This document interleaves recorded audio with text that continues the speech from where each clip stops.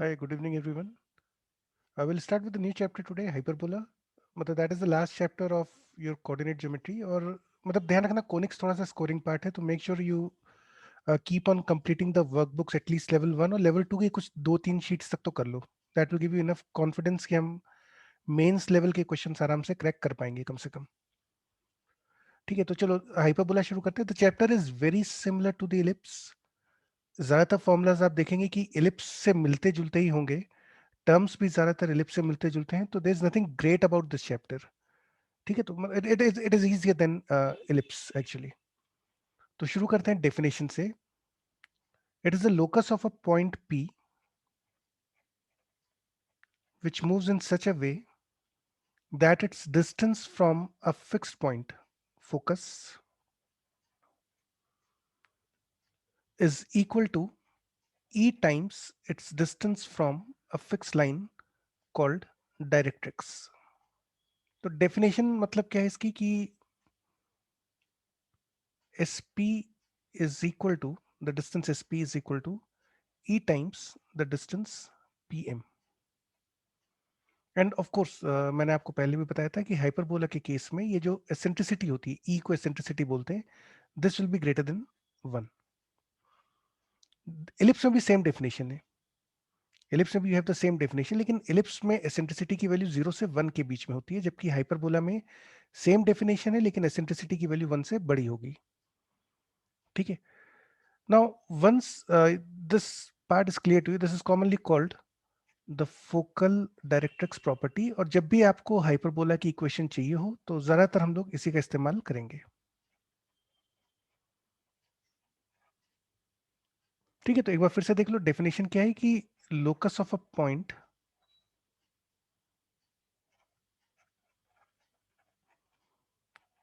which moves in such a way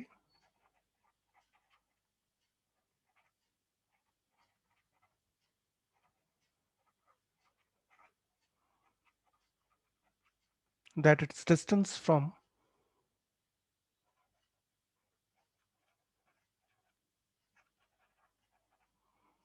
a fixed point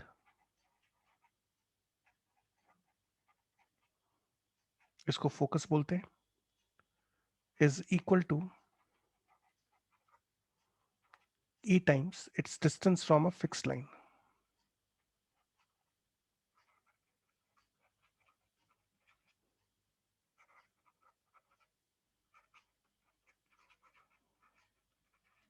और इस line को हम बोलते हैं डायरेक्ट्रिक्स. तो essentially the definition is very similar to that of the ellipse. The only difference is कि ये जो sp is equal to e times pm आपने लिखा हुआ है, यहाँ पे e की वैल्यू 1 से बड़ी होगी, जबकि इलिप्स में e की वैल्यू 1 से छोटी होती है. तो let's take a simple example based on this.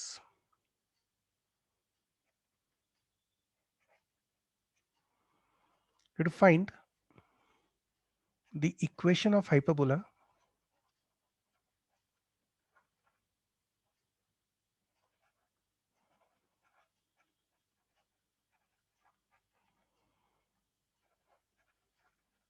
whose focus is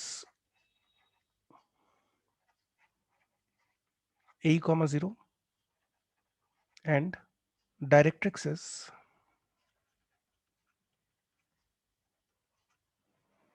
x is equal to a upon e, where e is the eccentricity और गिवन है कि e ग्रेटर देन 1 है. ठीक है, तो वापस हम लोग बच्चों क्वेश्चन में फोकल डायरेक्ट्रिक्स प्रॉपर्टी का इस्तेमाल करेंगे. Let's say there is a fix line, इसको बोल देते हैं directrix. Then there is a point p which is a variable point h comma k. फिर एक फिक्स पॉइंट है आपके पास फोकस ए कॉमा 0. इस लाइन की इक्वेशन लिख लो E X minus A equal to 0. And the definition is कि P point का फोकस से और डायरेक्ट्रिक्स से जो डिस्टेंस होगा इसका रेशियो होगा ई times. And just plug in the values so you get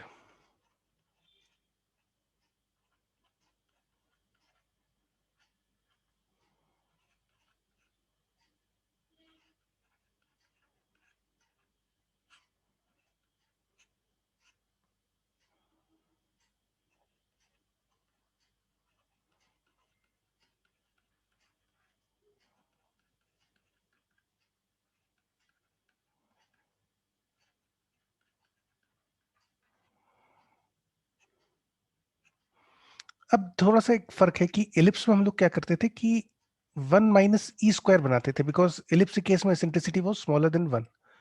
hyperbola में हम लोग e² - 1 बनाएंगे क्योंकि eccentricity of hyperbola is greater than 1। तो will be going for this approach. Ellipse में हम ये वाली अप्रोच लेते थे। ठीक है, तो इसको थोड़ा सा रीअरेंज करते हैं, लेकिन देखो ध्यान से, we write it as h² into, अब की बार मैं राइट साइड पे भेज रहा हूँ चीजों को, और a² को हम लेफ्ट साइड पे भेज रहे हैं।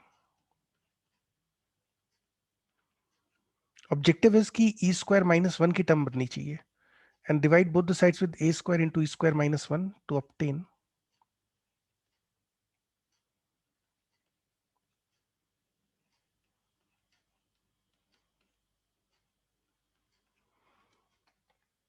ठीक है, and now we replace h with x, k with y to get the equation of hyperbola as x² upon a² minus y² upon b² equal to 1, where b square is a² into e² - 1। इस पूरी quantity को हमने b² assume कर लिया, and of course we can do this because e² की value 1 से बड़ी होगी, e² - 1 पॉजिटिव होगा, तो ये पूरी क्वांटिटी पॉजिटिव ही आएगी। So since this quantity is going to be positive, you can safely assume it to be equal to b²। 1 - e² होता तो आप इसको b² नहीं मान सकते थे। And from here you also get that eccentricity squared is equal to 1 plus b² upon a²।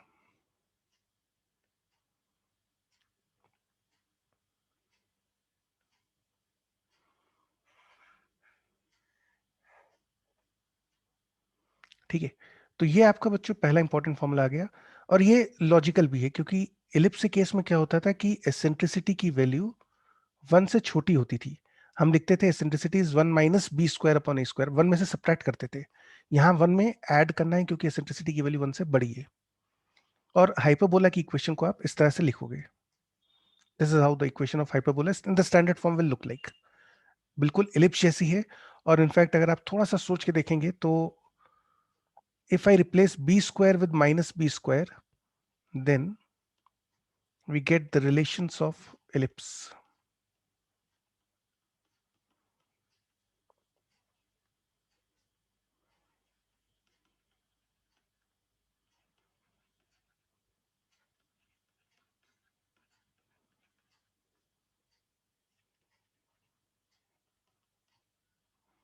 वाइसी वर्सा भी है, अगर आप एलिप्स के फॉर्मूला में b² को -b² कर दो तो देखो इक्वेशन हाइपरबोला की ये बन जाएगी। आपके पास एलिप्स की इक्वेशन होती है x² upon a² plus y² upon b² equal to 1। तो इस इक्वेशन में b² की जगह -b² कर दिया तो हाइपरबोला आ गया। एसेंट्रिसिटी में भी वही चीज है, अपने एलिप्स की एसेंट्रिसिटी होती थी 1 - b² अपॉन a²। इसमें b² को रिप्लेस कर दो -b² से, तो end up with this formula. ठीक है, तो मतलब आप देख रहे हैं there is nothing great about this definition right now, because ये जो डेफिनेशन है ये तो ऑलरेडी हमने वही है जो एलिप्स में पढ़ी थी। फोकल डायरेक्ट्रिक्स प्रॉपर्टी भी वही है। द ओनली डिफरेंस इज ई की वैल्यू 1 से बड़ी होगी, और उसकी वजह से हम जो यहाँ पे मैनिपुलेशन कर रहे हैं उसमें e² - 1 बना रहे हैं, जिससे कि आप इसको एक पॉजिटिव क्वांटिटी b² अज्यूम कर सकें। Now there is another interesting thing which we also saw in case of ellipse, कि इक्वेशन में यदि आप इस वाले टर्म को जो हमने यहाँ पे कैंसिल किया था, इस स्टेप में जो हमने दो तरफ -2h कैंसिल किया था, if I rewrite this equation as h² plus,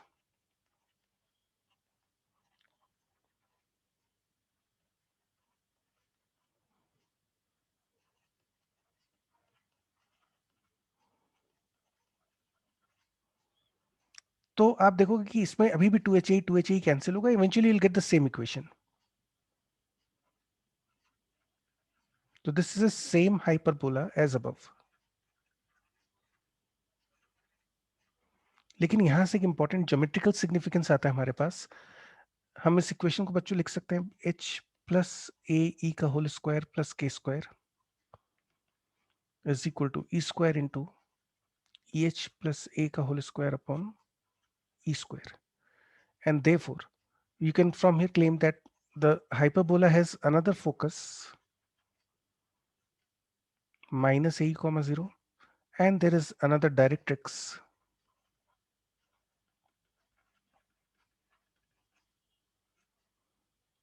x equal to minus A upon E. Think about this carefully. तो बिल्कुल एलिप्स की तरह यहाँ पे भी pair of focus and directrix होते हैं एलिप्स में। और देखो फोकस और डायरेक्ट्रिक्स की इक्वेशंस और कोऑर्डिनेट्स भी सेम है। Focus is plus minus A comma zero, ellipse में भी यही होता था। और डायरेक्ट्रिक्स होता है X equal to minus A upon E, ellipse में भी यही होता था, प्लस ए अपॉन ई और माइनस ए अपॉन ई। तो यहाँ तक बच्चों का सब चीजें क्लियर है। एक बार अच्छे से देख लो इस पार्ट को पूरे को। Look at this example carefully.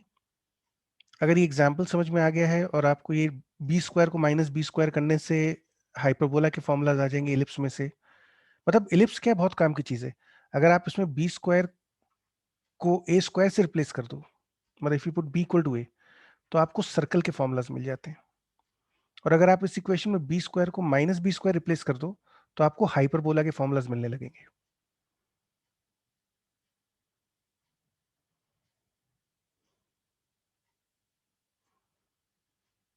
तो just go through this part carefully, समझ में आ जाए तो टाइप यस। तो फिर एक और पॉइंट देख लेते हैं, then we move to the next slide.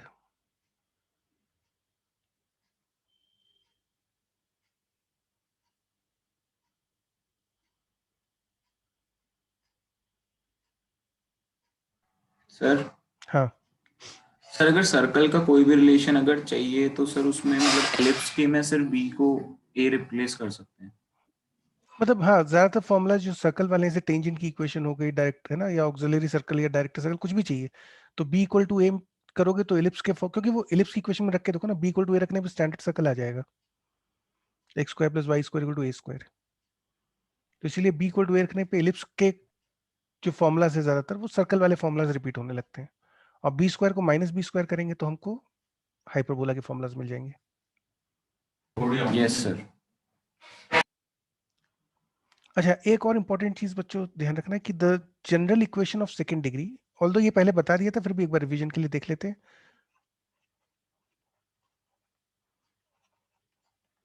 General equation of second degree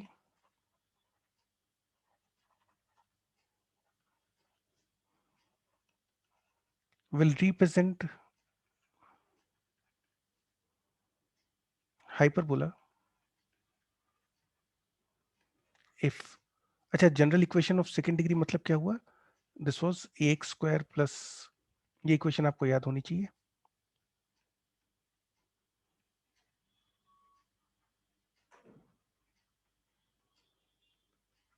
तो ये जो इक्वेशन है ये हाइपरबोला को कब रिप्रेजेंट करेगी, जब डेल्टा नॉन जीरो हो। डेल्टा मतलब हो गया आपका a b c plus two f g H,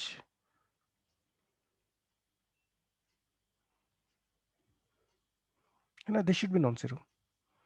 और एच स्क्वायर की वैल्यू ए बी से बड़ी होनी चाहिए। तो if these two conditions are true, then this equation will always represent the hyperbola. Ellipse के लिए मैंने आपको बताया था कि delta should be non zero, H square should be smaller than A B. Parabola में delta non zero, H square equal to A B. Circle में delta non zero, H equal to zero, A equal to B. Pair of lines में delta should be zero. ठीक है, तो this was the introduction part of the hyperbola की definition क्या हो गई, hyperbola की स्टैंडर्ड इक्वेशन जो हमने डिराइव करी है कैसे आई, और ये इक्वेशन जो होती है इसमें एसेंट्रिसिटी क्या होती है, it is one plus b square upon A square का रूट। इलिप्स में एक पेयर ऑफ फोकस और डायरेक्ट्रिक्स होगा हाइपरबोला में, सॉरी। और इसके अलावा hyperbola second degree equation hyperbola को रिप्रेजेंट तब करेगी जब delta non zero, H square greater than ए बी हो। ध्यान रखिएगा डेल्टा सिर्फ पेयर ऑफ लाइंस के केस में जीरो हो सकता है, बाकी हर कर्व में it has to be non zero. अच्छा, अब सवाल उठता है कि भाई ये जो हाइपरबोला बना ये कैसा बनेगा, देखने में कैसा होगा ना, how does this hyperbola looks like, x square upon A square minus Y square upon B square equal to one, ये कैसा होगा देखने में। तो इसको अगर आप ध्यान से समझेंगे तो you will observe that this is symmetric about x axis, क्योंकि y की जगह माइनस वाई करोगे तो इक्वेशन सेम आएगी। तो इसका मतलब ये पूरा कर्व जो है this is symmetric about x axis. This curve is also symmetric about y axis, क्योंकि यदि हम x की जगह माइनस एक्स करेंगे तो भी कर्व सेम आएगा। Also since x square upon A square minus one is equal to y square upon b square. Therefore, the value of y becomes plus minus b upon a into root of x square minus a square, है ना. y की value यहां से निकाल दी हमने. आप देख सकते हैं कि ये एक्सप्रेशन डिफाइंड होने के लिए x square minus a square should be greater than equal to 0, which implies mod x should be greater than equal to mod a. यदि हम a को पॉजिटिव अज्यूम करें, जो कि हमेशा करते ही हैं, a और b हमेशा पॉजिटिव अज्यूम करते हैं, तो इसका मतलब हुआ कि x की वैल्यू माइनस इन्फिनिटी से माइनस a यूनियन a से इन्फिनिटी तक आ जाएगी. और जैसे से आप x की वैल्यू बढ़ाएंगे, इफ x इंक्रीजेस, और अगर हम यहाँ पॉजिटिव साइन लें और x की वैल्यू बढ़ाएं, तो आप देखोगे y की वैल्यू भी इंक्रीज करेगी. तो in the first quadrant, if the value of x increases, then the value of y increases. First quadrant मतलब y की वैल्यू पॉजिटिव है, पॉजिटिव साइन लेके चल रहे हैं, a और b पॉजिटिव हैं. So that simply means कि this particular curve will now look like, ये जीरो हो गया, ये पॉइंट आपका a है, ये माइनस a है. ये कर्व जो है दोनों एक्सेस के अबाउट सिमेट्रिक है. x एक्सेस पे ये शुरू होगा, a से इंफिनिटी तक बनेगा. x इक्वल टू a पे y की वैल्यू जीरो इस इक्वेशन से, और जैसे से आप x की वैल्यू बढ़ाएंगे a की वैल्यू, वो y की वैल्यू बढ़ेगी, तो ये कर्व ऊपर जाएगा, something like this. And now because of symmetry about x and y axis, ये पूरा कर्व कुछ इस तरह से बन जाएगा.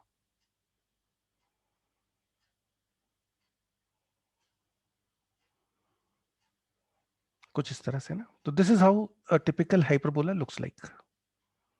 और ये सब बेवकूफी मत करना कि ये दो पैराबोला है left right opening. Parabola curve का नाम होता है, ठीक है. तो y square equal to 4x type की जो इक्वेशन होती है उसको पैराबोला बोलते हैं. ये नहीं कि इस शेप को पैराबोला बोलते हैं, इक्वेशंस के नाम होते हैं हमेशा. तो ये आपका एक हाइपरबोला, ये इंक्रीजिंग ग्राफ है, फर्स्ट क्वाड्रेंट में इंक्रीज कर रहा है. जैसे से आप एक्स की वैल्यू बढ़ाएंगे, आप देख सकते हो एक्स की वैल्यू बढ़ाने पे x square minus a square की वैल्यू बढ़ेगी. So this y will increase and it will increase up to infinity. तो ये जो कर्व है ये अनबाउंडेड कर्व है. This is called hyperbola. और सिंस ये हाइपरबोला एक्स एक्सिस के अलॉन्ग है, तो उसको हम बोलते हैं हॉरिजॉन्टल हाइपरबोला. ये जो इक्वेशन आप देख रहे हो, दिस इज हॉरिजॉन्टल हाइपरबोला. ठीक है. इस तो अगर समझ में आ गया तो ये टाइप कर दो, so that we move to the next slide.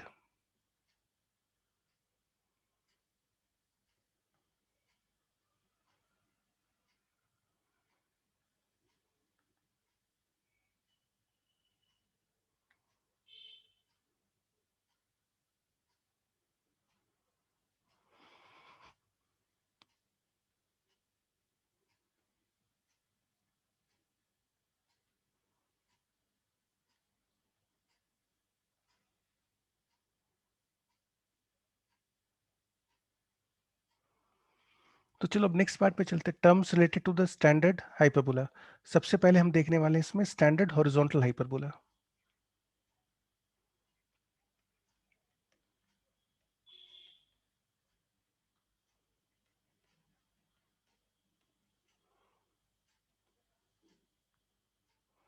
Horizontal hyperbola बच्चों देखने में कैसा होता है, this equation looks like x square upon A square minus Y square upon B square equal to 1, है ना. और यहाँ पे बी स्क्वायर की वैल्यू होती है a square into e square minus 1, या फिर ए स्क्वायर ई स्क्वायर की वैल्यू होती है a square plus b square. और you can also write that e is equal to root of 1 plus b square upon A square. ये सारे formulas ठीक है, तीनों यूज होते हैं. आप वापस से रिकॉल दैट यहाँ पे एलिप्स के केस में it was a square minus B square, यहाँ पे भी माइनस होता है बीच में, यहाँ भी माइनस होता है. तो ये बच्चों जो कर्व है ये हॉरिजॉन्टल हाइपरबोला कहलाता है. इसी के करस्पॉन्डिंग जो वर्टिकल हाइपरबोला होता है उसकी इक्वेशन कुछ इस टाइप से होगी.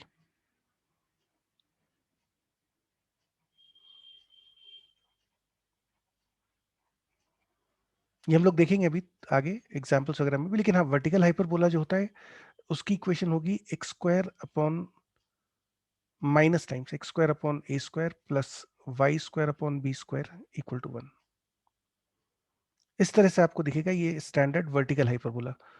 इलिप्स में हॉरिजॉन्टल वर्टिकल कैसे चेक करते हैं?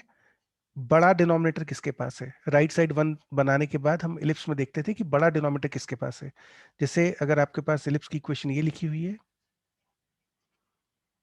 तो हम देखते थे कि राइट साइड पे 1 है, तो बड़ा डिनोमिनेटर y के साथ है, तो this ellipse is going to be a vertical ellipse. लेकिन हाइपरबोला में बड़ा छोटा वैल्यू नहीं देखना होता। हाइपरबोला में बच्चों ये देखना होता है कि यदि हम राइट साइड पे 1 बना दें, यदि राइट साइड को 1 रखें, तो ये तो कंफर्म है कि एक्स स्क्वायर और वाई स्क्वायर में से एक का कोफिशिएंट पॉजिटिव होगा, एक का नेगेटिव होगा। तो राइट साइड पे 1 बनाने के बाद किस चीज का कोफिशिएंट पॉजिटिव है, हाइपरबोला उस एक्सिस के अलोंग होगा। तो आप देख सकते हैं कि यहाँ पे वाई स्क्वायर के साथ पॉजिटिव साइन है, तो ये हाइपरबोला वाई एक्सिस के अलोंग हो गया, वर्टिकल हो गया। यहाँ पे एक्स एक्सिस के अलोंग होगा, क्योंकि एक्स का कोफिशिएंट पॉजिटिव है। जैसे suppose if I write the equation of hyperbola as x square upon 9 minus Y square upon 16 equal to -1, तो आप बच्चों बता सकते हो कि ये हाइपरबोला हॉरिजॉन्टल है या वर्टिकल है?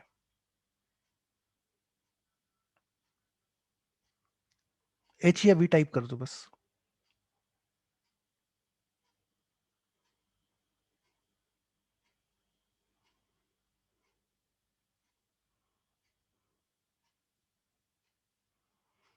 राइट साइड 1 बनाने के बाद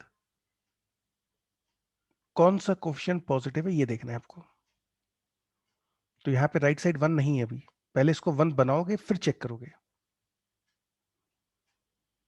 है ना। तो will first write it as minus times x square upon 9 plus y square upon 16 equals to 1, and now you can see that this hyperbola is a vertical hyperbola। सब क्योंकि सबसे पहली चीज तो ये होगी ना क्वेश्चन में पहचानना कि भाई हाइपरबोला जो हमको दिया है वो हॉरिजॉन्टल है या वर्टिकल है। तो कैसे पहचानेंगे? राइट साइड को 1 बनाना, उसके बाद पॉजिटिव डिनोमिनेटर देख के आइडेंटिफाई करेंगे कि हाइपरबोला हॉरिजॉन्टल होगा या वर्टिकल होगा। Let's write it down also कि after making right hand side equal to 1,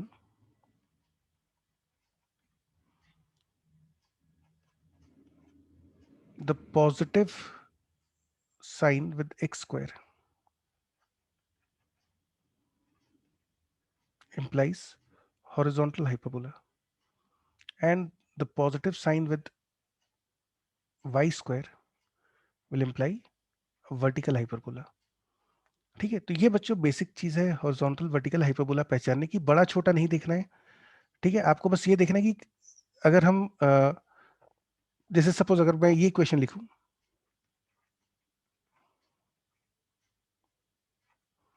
तो आप बता सकते हो ये जो इक्वेशन है ये हाइपरबोला हॉरिजॉन्टल है या वर्टिकल है? अब यहाँ पे आप देखोगे तो ए और बी इक्वल है, बड़े छोटे से फर्क ही नहीं पड़ेगा। But is this hyperbola horizontal और वर्टिकल?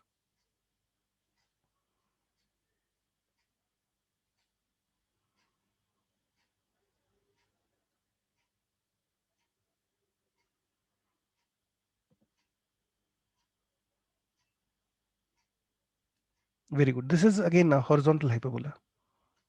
लेकिन ए इक्वल टू बी हो गया, इसमें बड़ा छोटा नहीं देखना।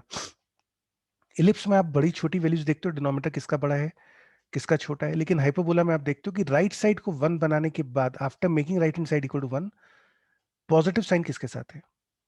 ठीक है, तो that's how we identify hyperbola to be horizontal और वर्टिकल। अच्छा, अब देखते हैं कि सपोज ये हमारे पास एक हॉरिजॉन्टल हाइपरबोला हमने बना लिया, स्टैंडर्ड होता है ये तो अभी थोड़ी देर पहले हमने डिस्कस भी किया था। तो अब इस हाइपरबोला से रिलेटेड टर्म्स जो हैं वो हमको याद रखने हैं बच्चों। तो देखते हैं एक बार कौन कौन से टर्म्स आपको याद रखने की जरूरत है इसके अंदर। टर्म्स याद रखना ज्यादा टफ नहीं होगा, बिकॉज ज्यादातर चीजें आपकी इलिप्स जैसी होंगी। Equation is x square upon A square. तो सबसे पहला चीज जो हमको ध्यान रखना होगा किसी भी क्वेश्चन में वो है eccentricity, which is root of 1 plus b square upon A square. और ये ध्यान रखना कि एसेंट्रिसिटी चूंकि 1 से बड़ी चाहिए तो इसलिए आप 1 में बी स्क्वायर अपॉन ए स्क्वायर ऐड करेंगे। कई बार इसके अलावा आपको ये फॉर्मूला की भी जरूरत पड़ती है, तो दोनों ठीक है। ठीक है, इलिप्स जैसे ही है, कोई इसमें ऐसा रॉकेट साइंस नहीं है। सेकंड आपका हो गया फोकाई। तो दो फोकस होते हैं, ये दिख रहे हैं यहाँ पे। एक फोकस है ए कॉमा जीरो, ये तो हमने डेफिनेशन में देखा था, और एक है माइनस ए कॉमा जीरो। तो इवन आपके फोकाई के कोऑर्डिनेट्स भी सेम है, इसमें भी कोई ज्यादा लोड नहीं आना हमारे ऊपर। तीसरा आता है डायरेक्ट्रिक्स।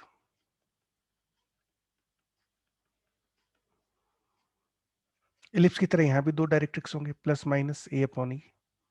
तो ये आपकी जो दो लाइंस दिख रही हैं, ये दो डायरेक्ट्रिक्स हो गए। हाँ, ये इंपॉर्टेंट है कि करस्पॉन्डिंग होनी चाहिए। मतलब अगर आप इसको फोकस लोगे तो फिर डायरेक्ट्रिक्स ये लेना पड़ेगा, इसको फोकस लेंगे तो ये डायरेक्ट्रिक्स लेना पड़ेगा। फिर फोर्थ हो गया आपका फोकल लेंथ। फोकल लेंथ यानी दोनों फोकस के बीच की दूरी, ये value. And this is of course equal to 2 times a e. Fifth आपका आ गया ट्रांसवर्स एक्सिस। जैसे इलिप्स में बच्चों दो एक्सिस होते थे, मेजर माइनर एक्सिस, ऐसे हाइपरबोला में भी दो एक्सिस होते हैं, transverse and conjugate axis.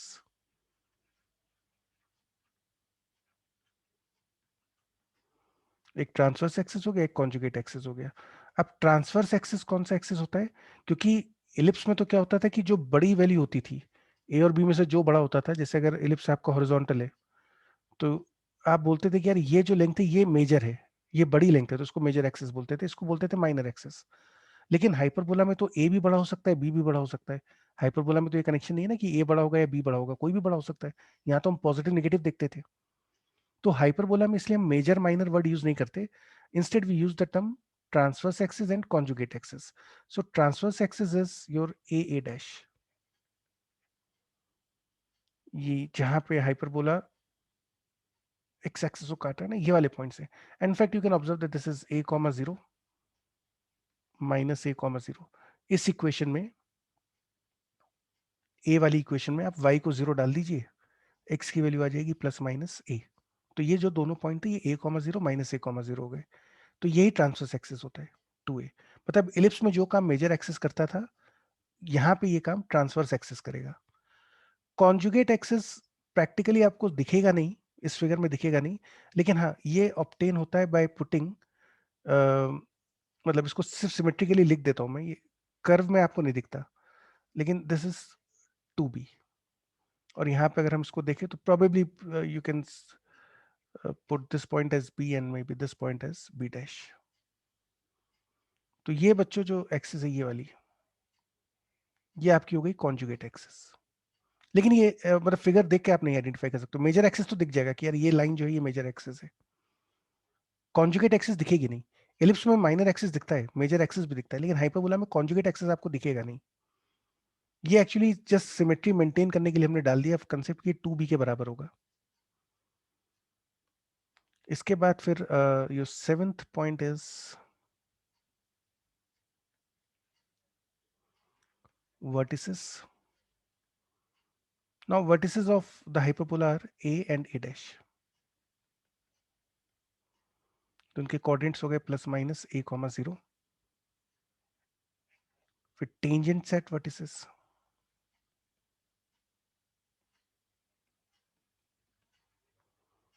so they will be of course x equal to plus minus a। Ninth आपका आ गया सेंटर। सेंटर जैसा होता है mid, it is this point, mid point of everything, हर चीज का मिड पॉइंट है। माइनर एक्सेस के एंड पॉइंट्स का मिड, वो कॉन्जुगेट एक्सेस के मिड पॉइंट्स का मिड है ना, सेंटर हो गया। आपके ये फीट ऑफ डायरेक्ट्रिक्स है, z और z dash, these are feet of directrix, इनका मिड पॉइंट सेंटर हो गया। आपका वर्टिसेस का मिड पॉइंट सेंटर हो गया, दोनों फोकाई का मिड पॉइंट सेंटर हो गया। तो मतलब हर चीज का मिड पॉइंट है centre, which in this case is c 0,0। अच्छा, फिर टेंथ पे चलते हैं ना। This is latus rectum, equation of latus rectum.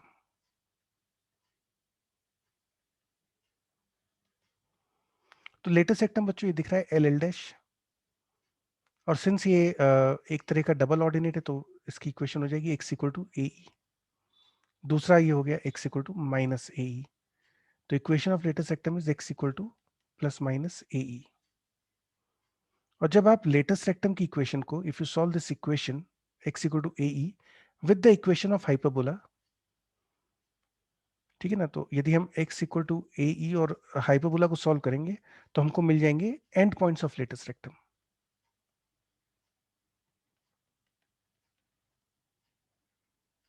End points of latest rectum, तो ये कैसे मिलेंगे? By solving the equation x equal to A e and hyperbola की इक्वेशन में हम एलसीएम लिख के देते हैं, b square x square minus a square y square is equal to a square b square, है ना। हाइपरबोला की इक्वेशन को ऐसा लिख लिया।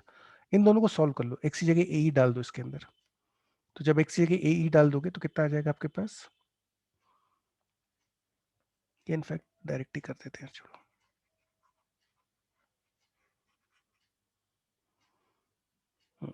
But this can be obtained by solving x equal to ae and the hyperbola x square upon a square minus y square upon b square equal to 1।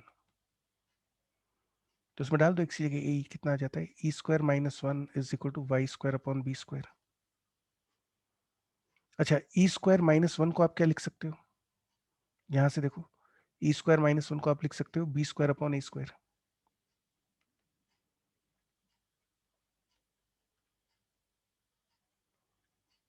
And that gives you y is equal to plus minus B square upon a. So there is nothing again, ये तो बिल्कुल same equation coordinates ही आ गए आपके जो ellipse में होते थे। ये हो गया a comma b square by ए, ये पॉइंट हो गया minus A comma b square by a, sorry plus a comma minus B square by. इसी तरह से बाई सिमेट्री ये वाला आ जाएगा minus A comma b square by, और ये आ जाएगा minus A comma minus B square by. Once you get, तो मैं लिख देता हूँ यहाँ पे, this is a comma plus minus B square by A and minus A comma plus minus B square by ए। ये कोऑर्डिनेट्स आ जाएंगे बच्चों end points of latest rectum, and from here now you can calculate the length of latest rectum. Length of the latest rectum is, ये point पता है, ये पता है, तो ये तो डायरेक्ट हो गया 2b स्क्वायर अपॉन ए। इनफैक्ट अब ध्यान से देखो कि अभी तक हमने जो पढ़ा है उसमें एसेंट्रिसिटी चेंज हुई है आपकी, दिस हैज चेंज्ड, इलिप्स से थोड़ा सा चेंज हो गया फॉर्मूला, लेकिन याद रखना आसान है। Foci same, directrix same, focal length same, transverse axis conjugate axis के नाम बदल गए, vertices same, tangent at vertices भी सेम है, इलिप्स वाले ही है, सेंटर भी सेम है, लेटेस्ट रेक्टम की इक्वेशन सेम है, end points of latest rectum same है, length of the latest rectum भी सेम है। अब चलते हैं 13th पॉइंट पे, which was your focal radii of a point P on the ellipse.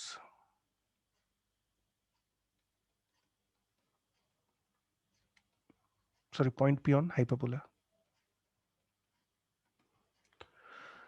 तो बच्चों यहाँ पे एक हाइपरबोला पे आपको पॉइंट दे दिया P, और फोकल रेडियस मतलब हुआ कि इस पॉइंट का दोनों फोकस से दूरी क्या क्या है। तो आप देख सकते हो एक डिस्टेंस तो ये है, और दूसरा फोकल डिस्टेंस आपको ये दिख रहा है, क्योंकि दो फोकस है ना, तो दो फोकल रेडियस होंगे। तो हमको SP और S' P बताने। रिकॉल दैट इलिप्स के केस में SP होता था a plus E X one और a minus E X one, एक distance a minus E X one होती थी, एक होती थी a plus E X one. तो suppose if the coordinate of the point P, if I assume this coordinate as x1 comma y1, इसको यदि x1 comma y1 माने, तो sp distance क्या होगा? What is this distance sp? So well, the distance sp will be equal to, है ना, ध्यान से देखना, sp distance बच्चों आ जाएगा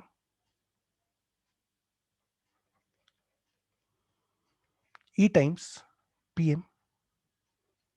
ध्यान से देखो, बाय डेफिनेशन पॉइंट P का फोकस से दूरी sp will be equal to e times pm। अच्छा, pm डिस्टेंस कितना होगा?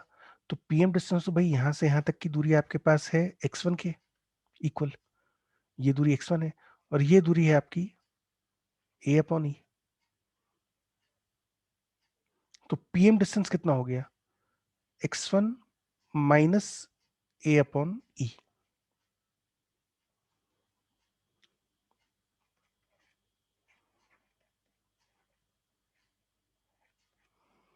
which is ex1 minus a। In the same way s dash p will be equal to, अब देखो s dash p कितना हुआ? s dash p मतलब हुआ यहां से लेके यहां तक की दूरी, ये डिस्टेंस। तो s dash p will be equal to E times PM dash, again keep in mind corresponding focus directrix, इस फोकस के लिए डायरेक्ट्रिक्स ये वाली लाइन है, तो पॉइंट P का डिस्टेंस जो होगा S डैश से, that will be E times the distance of the point P from the directrix, corresponding directrix. तो अब ये देखो PM डैश डिस्टेंस कितनी होगी, PM डैश यहां से यहां तक का, तो ये डिस्टेंस तो x1 है, और ये वाली जो डिस्टेंस है आपकी, this is again A upon E, तो PM डैश जो होगा S dash P will be equal to PM dash into E, which is E times x1 plus A upon E, which is EX1 plus A. तो ये बच्चों आपके दो focal radius आ गए, EX1 plus minus A. Ellipse में होते थे, in case of ellipse the formulas were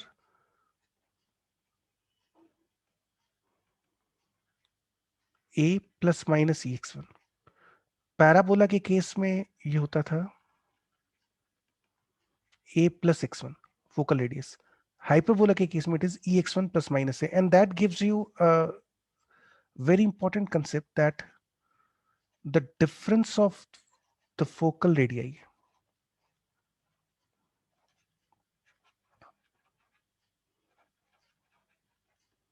the difference of focal radii of any point on hyperbola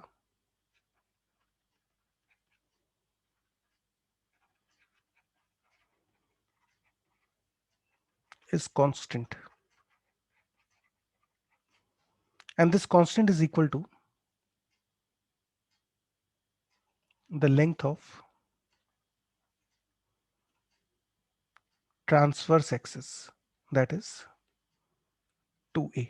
यदि आप इन दोनों का डिफरेंस देखोगे ना, इलिप्स में क्या होता था, सम कांस्टेंट होता था, फोकल एरिया का सम कांस्टेंट होता था, तो यहां से बच्चों हमारे पास कंडीशन आई कि mod of s dash p minus sp must be equal to 2a. This is again a very important formula, will be used very frequently in solving the questions.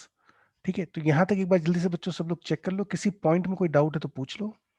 हालांकि इसमें ज्यादा कुछ ऐसा याद रखने लायक नहीं है, जो थोड़ा सा चेंजेस हो रहे हैं वो देख लो कहाँ कहाँ पर है। एक तो फोकल रेडियस में चेंज हुआ है, और एक सम की जगह डिफरेंस आ गया है, और समझ में आ गया यहाँ तक तो टाइप यस।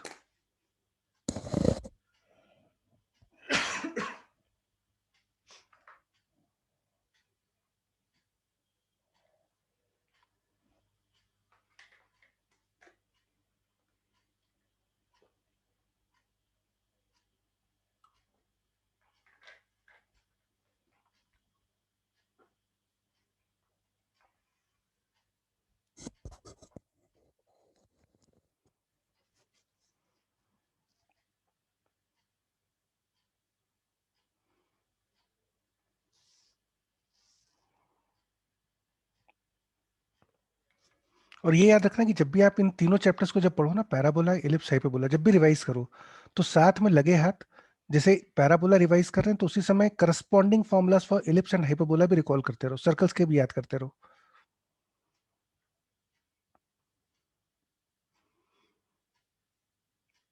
ठीक है, अच्छा चलो अब लेट्स, ये तो बच्चों बात हो गई terms related to the horizontal hyperbola, है ना। अब देखते हैं वर्टिकल हाइपरबोला से रिलेटेड टर्म्स को कैसे देखोगे। So let's take the calculations for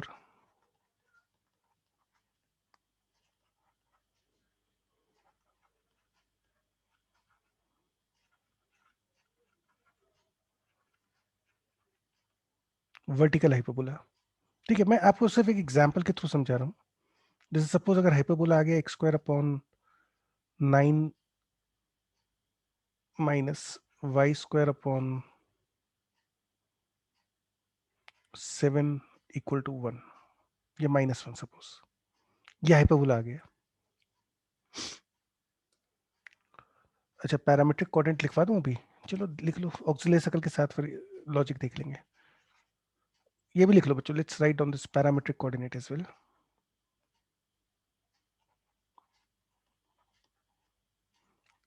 जब भी कोई जनरल पॉइंट अज्यूम करोगे हाइपरबोला पे, particularly x square upon a square minus y square upon b square equal to 1. तो यहाँ पे बच्चों जनरल पॉइंट हम लेते हैं p को a sec theta comma b tan theta,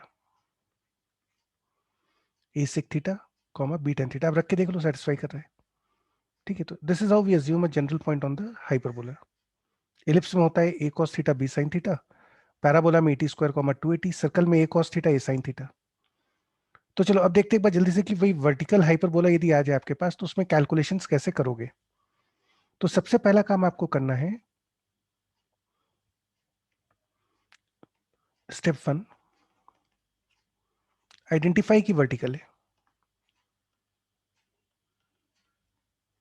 ना, पहला काम तो आइडेंटिफिकेशन होगा। तो ये हमने देख लिया कि यार ये इस इक्वेशन को यदि हम इस तरह से लिख दें कि minus x square upon 9 plus y square upon 7 is equal to 1, तो देख के पता चल गया कि ये निगेटिव साइन एक्स स्क्वायर के साथ है, तो इसका मतलब ये हाइपरबोला वर्टिकल होगा।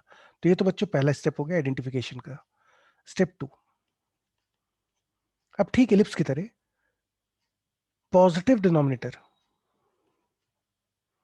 को हमेशा ए स्क्वायर मानना है after keeping the right hand side 1।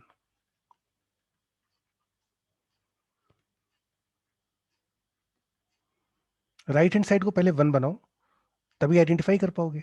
और जब 1 बनाने के बाद आइडेंटिफाई कर लो तो फिर क्या करना है कि जो पॉजिटिव डिनोमिनेटर है उसको ए स्क्वायर मानेंगे, नेगेटिव डिनोमिनेटर को हमेशा बी स्क्वायर मानेंगे। बड़ा छोटा नहीं देखना, पॉजिटिव नेगेटिव देखना होता है हाइपरबोला में। तो जैसे in this particular example the value of a square becomes 7 and the value of b square becomes 9। इसमें बड़ा छोटा नहीं देखना, पॉजिटिव नेगेटिव देखना है। ये वैल्यू पॉजिटिव थी, ये नेगेटिव थी, तो जो पॉजिटिव होगा उसको ए स्क्वायर मानोगे, भले ही वो छोटा हो चाहे बड़ा, उससे कोई फर्क नहीं पड़ेगा। Step 3, interchange x and y in terms of horizontal hyperbola. जो भी बच्चों हॉरिजॉन्टल हाइपरबोला था उसमें एक्स वाई के टर्म्स इंटरचेंज कर देंगे। जैसे फॉर एग्जांपल अगर हम इसी हाइपरबोला की बात करते हैं तो एसेंट्रिसिटी, नाउ एसेंट्रिसिटी में तो एक्स वाई आता नहीं है, तो it will be still 1 plus b square upon A square which is same as root of 1 plus 9 by 7 which is same as 4 by root 7। Eccentricity 4 by root 7 आ गई। जैसे अगर मैं आपसे बोलूं फोकाई क्या होंगे इसके, तो ओरिजिनल में फोकाई होते थे प्लस माइनस ए कॉमा 0, यहाँ पे एक्स वाई इंटरचेंज कर देंगे, 0 comma plus minus A e which is same as 0 comma plus minus. अब देखो ए की वैल्यू कितनी है √7 और ई की वैल्यू कितनी है 4 बाई √7, तो ये आ जाएगा +-4। ठीक, इसी तरह से जैसे सपोज अगर आपसे बोला जाए कि भाई इसका आप what is the length of latest rectum, तो length of latest rectum is 2 times B square upon A, तो 18 बाय √7 ये लेंथ आ गई। ऐसे ही हर चीज जैसे आप नॉर्मली करते हो, अभी एग्जांपल में और डिटेल में देख लेंगे, but the key idea is very similar to that of the ellipse. पहला step identification, second step positive denominator को ए स्क्वायर मानना है राइट साइड 1 बनाने के बाद, और नेगेटिव डिनोमिनेटर बी स्क्वायर होगा, और बस फिर एक्स वाई इंटरचेंज कर देना। अगर यहाँ तक बच्चों सब चीजें क्लियर हैं इस वर्टिकल हाइपरबोला की कैलकुलेशन से रिलेटेड, तो इस टाइप करो, तो हम आगे डिस्कशन पे चलें।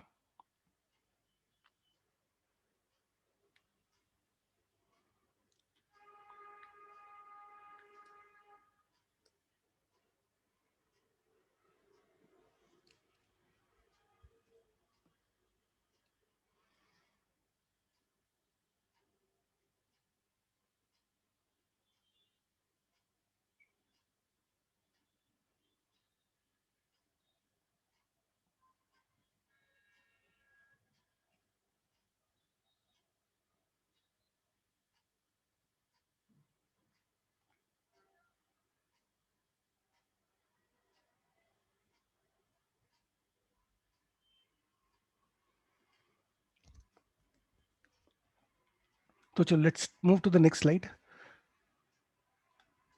अब तक हम लोगों ने हाइपरबोला की डेफिनेशन देख ली, general second degree equation hyperbola को कब रिप्रेजेंट करेगी ये हमने देख लिया, हाइपरबोला में दो फोकाई दो डायरेक्ट्रिसेस के होने चाहिए हमने देख लिया, फिर वर्टिकल हॉरिजॉन्टल हाइपरबोला को आइडेंटिफाई करना, हॉरिजॉन्टल हाइपरबोला से रिलेटेड 15 टर्म्स, और साथ में वर्टिकल हाइपरबोला से रिलेटेड कैलकुलेशंस।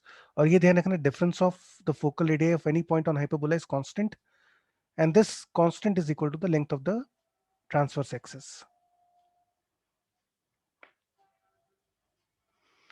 अच्छा, अब बच्चों क्या होता है, जैसे अभी हमने हॉरिजॉन्टल वर्टिकल हाइपरबोला तो देख लिए, लेकिन यहाँ पे कई बार हम टर्म्स यूज करते हैं ना, ये सिर्फ टर्म्स है, मतलब आपको ऐसा कोई स्पेशल रॉकेट साइंस नहीं है, this is again simply terms.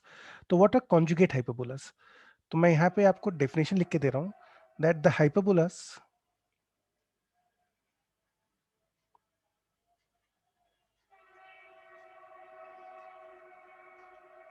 x square upon a square minus y square upon b square equal to 1, and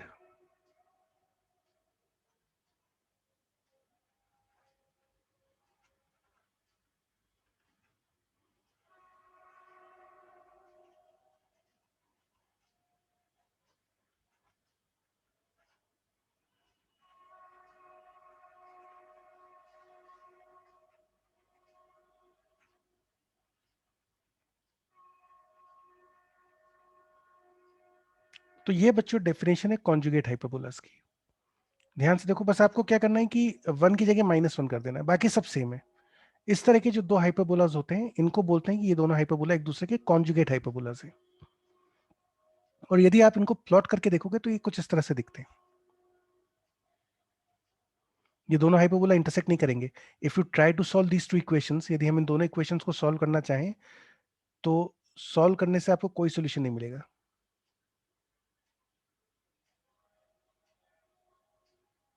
ठीक है, तो ये हाइपरबोला कुछ इस तरह से दिखता है। ये आपका एक हाइपरबोला, ये तो हॉरिजॉन्टल वाला हो गया, और ये आपका कॉन्जुगेट हाइपरबोला जो होगा, that would look like this.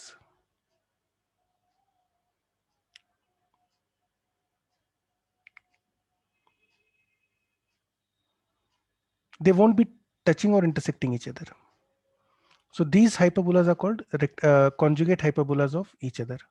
In fact, यदि हम इस हाइपरबोला को H1 बोले और इसको H2 बोले, तो what H1 की एसेंट्रिसिटी जो होगी E1, that will be equal to 1 plus b square upon a square, है ना। E1 स्क्वायर की वैल्यू इसके बराबर आ जाएगी।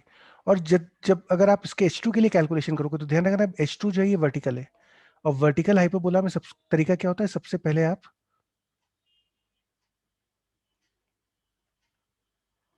राइट साइड को 1 बनाते हैं, और फिर एक्चुअली जो आपका b होगा that will B a, and जो a होगा दैट विल बी b। जो पॉजिटिव डिनोमिनेटर है वो a स्क्वायर होता है ना, तो ये a स्क्वायर हो गया। तो eccentricity of the second hyperbola will be 1 plus a square upon b square. And from here, what you find interestingly is that 1 upon e1 square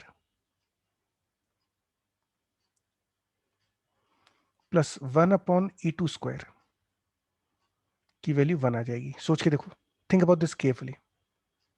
यदि e1 स्क्वायर इसके बराबर है, e2 स्क्वायर इसके बराबर है, तो आप देख सकते हैं कि ये कंडीशन आपके पास आ जाएगी। एक बार डिराइव करके देख लो जल्दी से, ओरली हो जाएगा वैसे तो। अगर हो गया है तो type yes, where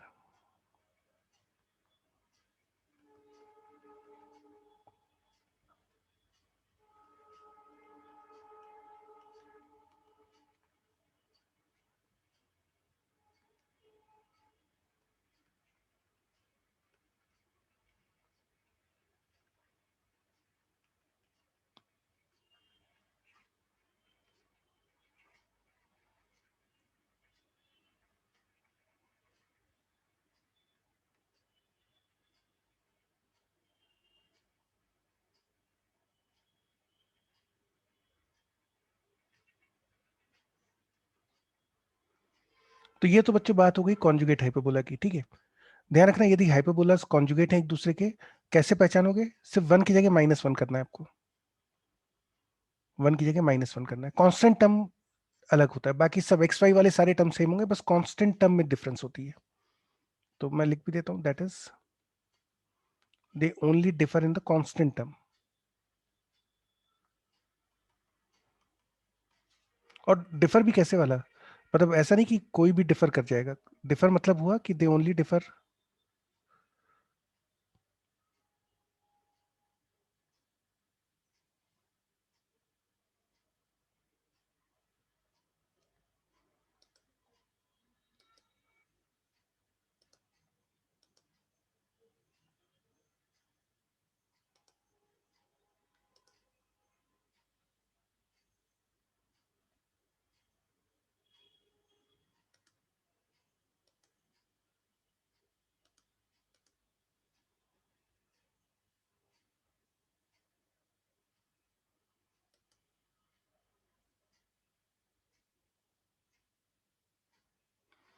guys 1 second है ना, प्रोबेबली कुछ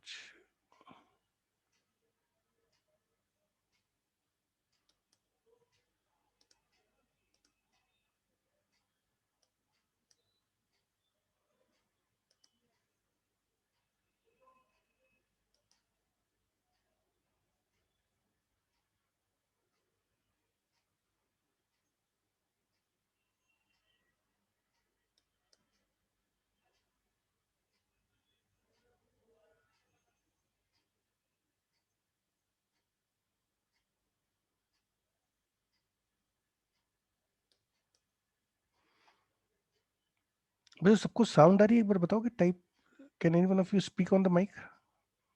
Yes, Yes, sir. sir. ठीक ठीक, थैंक यू। हाँ गाइस, तो चलो फिर, तो ये तो बच्चों बात हो गई थी हमारे पास कॉन्जुगेट हाइपरबोलास की, है ना, कि दो हाइपरबोला कॉन्जुगेट कब होंगे, जब उनके कांस्टेंट एक दूसरे के नेगेटिव होंगे। सो that is the only differ in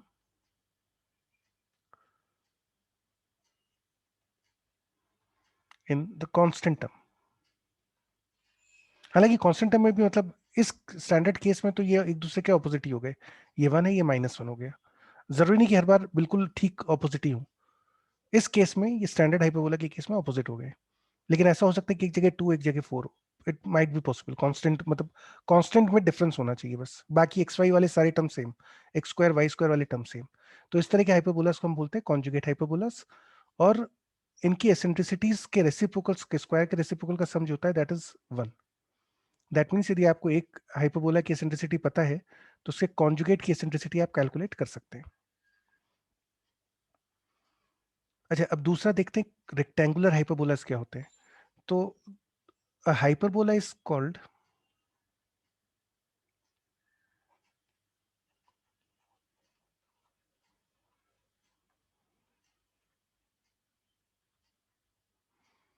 rectangular, कई बार इसको इक्विलेटरल भी बोल देते हैं, और equilateral if the length of transverse axis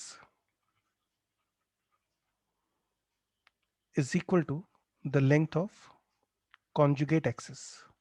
मतलब सिंपल लैंग्वेज में इसका मतलब हुआ that is a is equal to b। तो इस तरह के जो हाइपरबोलास होते हैं बच्चों, इनको बोलते हैं रेक्टेंगुलर हाइपरबोलास। इनमें a इक्वल टू b होता है। जैसे for example typical horizontal rectangular hyperbola is x square minus y square equal to a square. A typical vertical rectangular hyperbola is x square minus y square is equal to minus a square। तो इस तरह के जो hyperbolas होते हैं ना, जिनमें a और b की वैल्यू सेम हो, ये कहलाते हैं रेक्टेंगुलर या इक्विलेटरल हाइपरबोलास। और इसमें आपको क्या चीज ध्यान रखनी है कि यदि हम इनकी एसेंट्रिसिटी कैलकुलेट करें, that will be equal to 1 plus b square upon A square. Standard के केस, रेक्टेंगुलर के केस में a इक्वल टू b होगा, तो you get a square upon a square which is 2, and therefore we have eccentricity is root 2।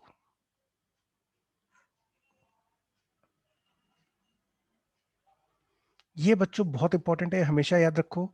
जैसे parabola की eccentricity आपको 1 नहीं बताई जाती, ठीक उसी तरह से रेक्टेंगुलर हाइपरबोला की एसेंट्रिसिटी कोई नहीं बताएगा कि रूट 2 होती है, आपको याद होनी चाहिए। तो रेक्टेंगुलर हाइपरबोला में ध्यान रखना एसेंट्रिसिटी रूट 2 होती है। ये देखने में बिल्कुल वैसे होंगे, मतलब इसमें कोई ऐसा स्पेशल टाइप की चीज नहीं होती, देखने में बिल्कुल नॉर्मल हाइपरबोला जैसे ही होते हैं, बस ए और बी की वैल्यू सेम होती है। If this part is clear to all of you, type yes.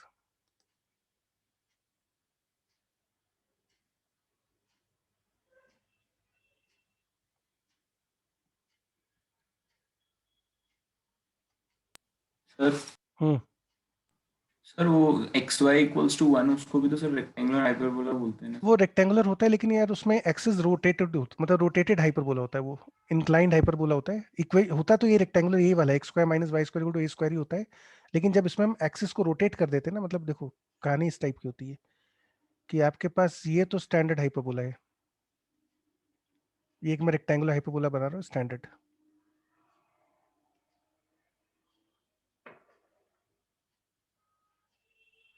है ना। Now what I do is I rotate the axis with 45 degrees. हम एक्सिस को 45 डिग्री से रोटेट कर देते हैं।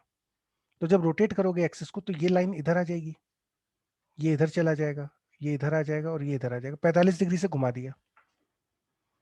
तो जब 45 डिग्री से एक्सिस को घुमा दोगे, तो अब ये हाइपरबोला आपको कुछ इस टाइप से दिखेगा। विजुलाइज करके देखो, ये जो लाइन थी आपकी, ये आपका नया एक्स एक्सिस हो गया, और ये लाइन आपकी नई वाई एक्सिस हो गई। ये वाई एक्सिस, ये एक्स एक्सिस, मतलब इसको सीधा करके सोचोगे तो ये वाई एक्सिस, ये एक्स एक्सिस, हाइपरबोला आपको कुछ इस टाइप से दिखेगा। तो ये वाला जो हाइपरबोला होता है ना, ये जब एक्सेस रोटेट करते हैं, तो यही इक्वेशन जो है x square minus Y square equal to a square जो इक्वेशन है, this equation becomes x y equal to c square. ये मतलब कोई स्पेशल हाइपरबोला नहीं है, ये यही हाइपरबोला है, बस इसमें एक्सेस को 45 डिग्री घुमा दिया, इंक्लाइन कर दिया इसको हाइपरबोला को। तो जब इसी हाइपरबोला में एक्सेस को 45 डिग्री घुमा दोगे, तो ये वाला हाइपरबोला आ जाता है x y equal to c square. ये बाद में हम लोग डिटेल में पढ़ेंगे इसको, लास्ट क्लास जो हाइपरबोला की होगी उसमें इसको हम डिटेल में भी देखेंगे। लेकिन फिलहाल आप ये ध्यान रखो कि इस तरह के हाइपरबोला को हम बोलते हैं रेक्टेंगुलर हाइपरबोला। इसमें भी वही चीज है, सेंट्रिसिटी रूट 2 है इसकी भी, ए इक्वल टू बी होगा। आगे समझ में? Yes sir. तो बच्चों ये दो टर्म्स याद रखना, conjugate hyperbola and rectangular hyperbola, ठीक है। इनकी जरूरत आपको पड़ेगी आगे। रेक्टेंगुलर हाइपरबोला आगे से कोई नहीं बताएगा कि एसेंट्रिसिटी रूट 2 होती है, आपको ध्यान रखना है। जैसे पैराबोला में एसेंट्रिसिटी 1 होती है, सर्कल में एसेंट्रिसिटी 0 होती है, रेक्टेंगुलर हाइपरबोला में एसेंट्रिसिटी रूट 2 होती है। और कॉन्जुगेट हाइपरबोला के लिए क्या करोगे, इस हाइपरबोला का कॉन्जुगेट हाइपरबोला ये होगा। The only differ in the constant term, x square x y सबके कोएफिशिएंट सेम होंगे। अच्छा चलो अब आगे देखते हैं, finding the equation of hyperbola when some parameters are known. Equation कैसे कैलकुलेट करोगे हाइपरबोला की, यदि आपको मान लो सेंटर दे दिया जाए, वर्टिसेस दे दिए जाए, एटसेट्रा, तो how do we find the equation of hyperbola? तो इसमें बच्चों सिंपल सी बात होती है कि फिगर को रफ में प्लॉट करके देखो और चेक करो कि क्या हाइपरबोला हॉरिजॉन्टल है। यदि हाइपरबोला हॉरिजॉन्टल है आपका, तो इसकी इक्वेशन हमेशा ऐसे एज्यूम करना, एक्स माइनस अल्फा का स्क्वायर अपॉन ए square plus, sorry, minus Y minus beta का square upon B square equal to 1, where centre is alpha beta. जैसे इलिप्स में करते थे, सेंटर अल्फा बीटा निकाल लो पहले, वो तो मिड पॉइंट होता है हर चीज का, तो आराम से आ जाएगा। एक बार सेंटर पता चल गया, तो फिर आपको सिर्फ ए और बी कैलकुलेट करना होता है। उसके लिए एग्जामिनर जनरली डिस्टेंसेस दे देता है कि आपको सेंटर बता दिया और वर्टेक्स बता दिया, तो सेंटर से वर्टेक्स के बीच की दूरी ए हो गई, तो ए पता चल गया। या सेंटर ऑफ फोकस दे दिया, तो ए ई पता चल गया आपको। तो वो ए और बी के लिए आपको डिस्टेंसेस वगैरह का यूज करना पड़ेगा, लेकिन the key idea is if the hyperbola is horizontal, assume the equation in this particular form. फिर दूसरा आपका आता है वर्टिकल हाइपरबोला। यदि सपोज हमने रफ में प्लॉट करके देखा फिगर और हमको लगता है कि ये हाइपरबोला तो वर्टिकल है, तो वर्टिकल हाइपरबोला के लिए आप क्या करोगे, will assume the equation as x minus alpha whole square upon B square minus, या इधर माइनस ले लो इधर प्लस ले लो,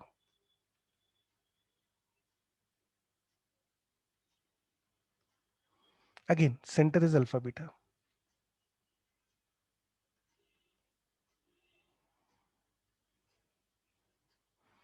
और तीसरा आपका हो गया इंक्लाइंड हाइपरबोला।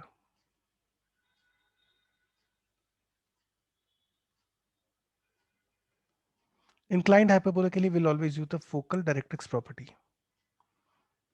आप पहले फोकस निकालो, डायरेक्ट्रिक्स निकालो, और फिर फोकल डायरेक्ट्रिक्स प्रॉपर्टी का इस्तेमाल करके find the equation of hyperbola. ठीक है, ये भी वही एलिप्स जैसा ही है, तो इसमें there is nothing great about it. तो एक बार बच्चों यहां तक भी चेक कर लो, कोई डाउट है किसी को तो पूछ लो।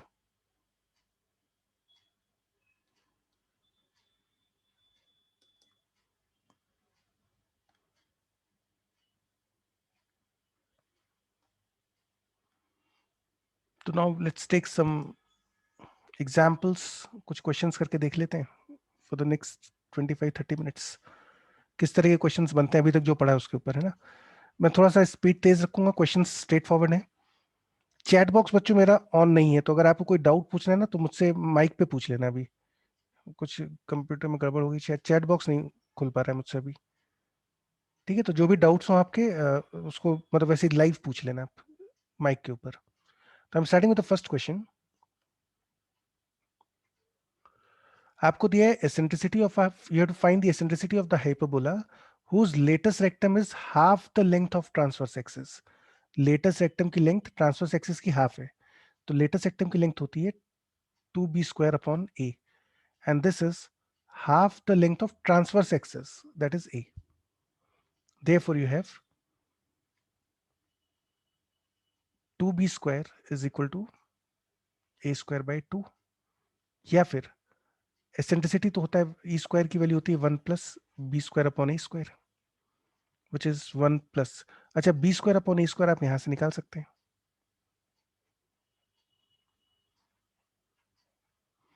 So therefore that gives you eccentricity as root 5 by 2, and that gives you, एक बार फिर से बच्चों कैलकुलेशन और देख लो।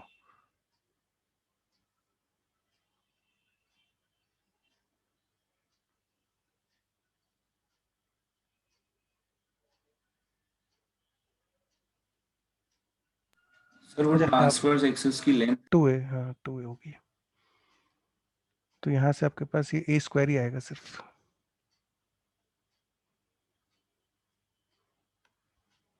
तो ये आ जाएगा अब हमारे पास 1 by 2, that gives you 3 by 2।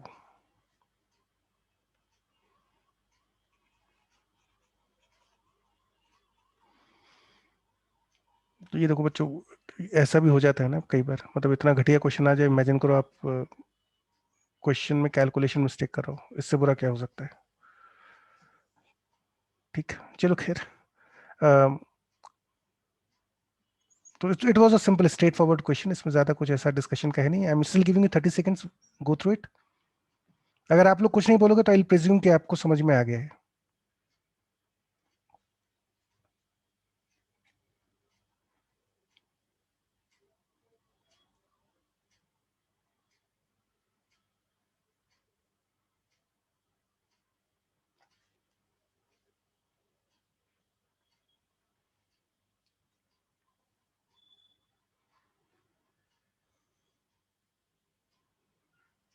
So let's take the second question now।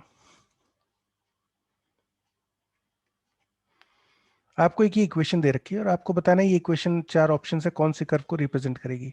तो लेट्स, अब मुझे देखो लॉजिकली भी कर सकते हो, मुझे पता है हाइपरबोला में x² और y² के कोफिशिएंट्स ऑपोजिट साइन के होने चाहिए।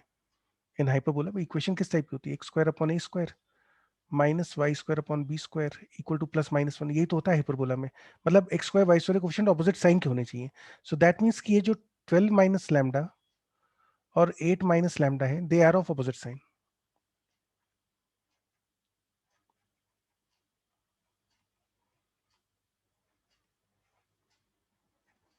For hyperbola. So therefore you have the equation like 12 minus lambda into 8 minus lambda. This value should be less than 0, या फिर lambda minus 8 into lambda minus 12 less than 0। Sign scheme draw कर लो, 8 12,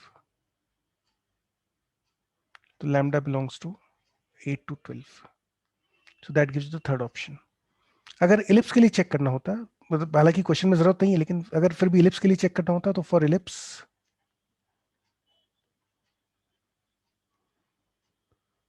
the condition should have been कि 12 minus lambda and 8 minus lambda are of same sign, and also they must not be equal।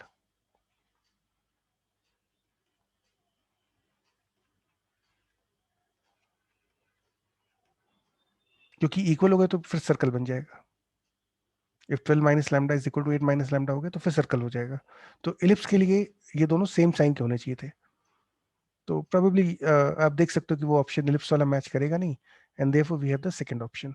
या फिर आप चाहो तो alternately what you can do is, which in fact I will recommend, कि आप इस equation को इस फॉर्म में लिख लो पहले, x square into 8 minus lambda plus y square into 12 minus lambda is equal to 12 minus lambda into 8 minus lambda, ऐसा लिख लो। और फिर यहाँ से आपके पास a की वैल्यू कितनी आ जाएगी, एक्स स्क्वायर का कोफिशिएंट, b की वैल्यू कितनी आ जाएगी, वाई स्क्वायर का कोफिशिएंट, h की वैल्यू एक्स वाई का कोफिशिएंट विच इज 0। और यदि बच्चों ये हाइपरबोला चाहिए,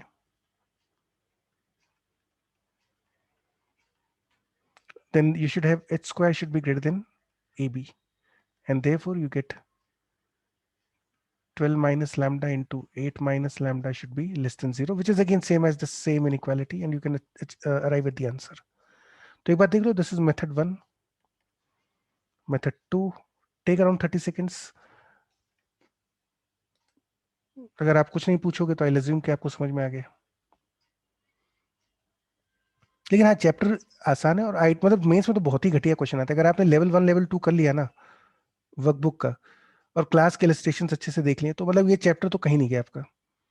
ये हो गया, स्टैटिस्टिक्स हो गया आपका, अभी इसके बाद मैथमेटिकल रीजनिंग पढ़ेंगे हम लोग, फिर है ना ये ऐसे चैप्टर्स है बच्चों जिनमें आपको मतलब नंबर मिलने ही मिलने, स्ट्रेट लाइन सर्कल्स वगैरह हो गया, these are very scoring chapters. Maths में तो आपको ध्यान रखना है कि कम से कम 25 में से 21-22 क्वेश्चन सही करने ही करने हैं हमको, 21 to 22 एटलीस्ट करेक्ट करके आना ही पड़ेगा आपको। इस बार तो फायदा भी बहुत है, क्योंकि बहुत सारे बच्चे कोचिंग्स में उतना इफेक्टिव भी नहीं चल रही हैं, बहुत सारे बच्चे दूसरी कोचिंग से परेशान, उनके फोन भी आते रहते हैं हम लोग के पास। तो मतलब समहाउ एकेडमिक्स की तो बैंड बजी गई है इस पूरे साल में। थोड़ा सा मेहनत कर लोगे तो क्या अच्छी रैंक आ जाएगी आपको। चलो let's take the third problem.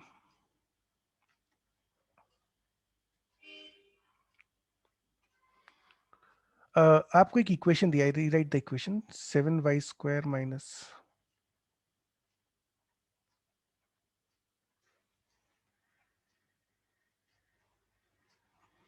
आपको प्रूव करना है कि ये इक्वेशन एक हाइपरबोला को रिप्रेजेंट करती है। तो ठीक है भाई, a की वैल्यू हो गई आपके पास -9, b की वैल्यू हो गई आपके पास, या चलो पहले स्टैंडर्ड फॉर्म में लिख लेते हैं इसको, या लिख लो b की वैल्यू आपके पास हो जाएगी 9, ये सॉरी b की वैल्यू हो गई 7, h की वैल्यू है 0, and you can very well see that h square is greater than ab, so therefore this is hyperbola. अब वैसे तो मैं डेल्टा भी मुझे चेक करना चाहिए, लेकिन चलो ठीक है, मैं डेल्टा नहीं चेक कर रहा, वो आप चेक कर सकते हो अपने आप। मतलब हाइपरबोला के लिए आप ये भी चेक करना पड़ेगा, also delta is non zero, क्योंकि ध्यान रखना पेयर ऑफ लाइंस में भी एच स्क्वायर ग्रेटर देन ए बी हो सकता है, क्योंकि angle between the two lines is given by 2 times root h square minus a b upon a plus b. तो पेयर ऑफ स्ट्रेट लाइंस भी हो सकती है, हाइपरबोला और पेयर ऑफ स्ट्रेट लाइंस में कंफ्यूजन रहता है। तो सिर्फ डेल्टा ही है जो आपको डिफरेंशिएट कर सकते हैं। अगर एग्जामिनर ने मान लो ऑप्शन में दे दिया स्ट्रेट लाइन, मतलब सॉरी ऑप्शन में उसने मान लो स्ट्रेट लाइन का ऑप्शन नहीं दिया, सिर्फ सर्कल पैराबोला एलिप्स हाइपरबोला दिया, तब तो डेल्टा चेक करने की जरूरत है नहीं। लेकिन यदि आपका हाइपरबोला भी आ रहा है, तो हो सकता है बच्चों की वो पेयर ऑफ लाइंस भी हो, तो डेल्टा जरूर से चेक कर लेना एक्चुअल एग्जाम में। अभी हम टाइम नहीं खराब कर रहे, you can verify it yourself, ये डेल्टा नॉन जीरो आ जाएगा। एक्चुअल एग्जाम में ध्यान रखना, हाइपरबोला में एच स्क्वायर ग्रेटर देन ए बी होता है, पेयर ऑफ लाइंस में भी hyper h square greater than ए बी होता है। तो खैर चलो, ये तो कंफर्म हो गया हाइपरबोला है। अब आपको कुछ चीज़ों के कोऑर्डिनेट्स वगैरह पूछे हैं, तो इसका मतलब मुझे यहाँ पे वापस से इलिप्स की तरह स्क्वायर कंप्लीशन पे जाना पड़ेगा। तो सबसे पहले तो वाई स्क्वायर -4y, फिर -9 times x square -6x is equal to 116। अब स्क्वायर कंप्लीशन का बच्चों प्रोसेस शुरू करते हैं, y -2 का होल स्क्वायर। अब यहाँ से आपके पास 28 एक्स्ट्रा आया, तो -28, x -3 का होल स्क्वायर। यहाँ से आपके पास आएगा -81 एक्स्ट्रा, तो +81।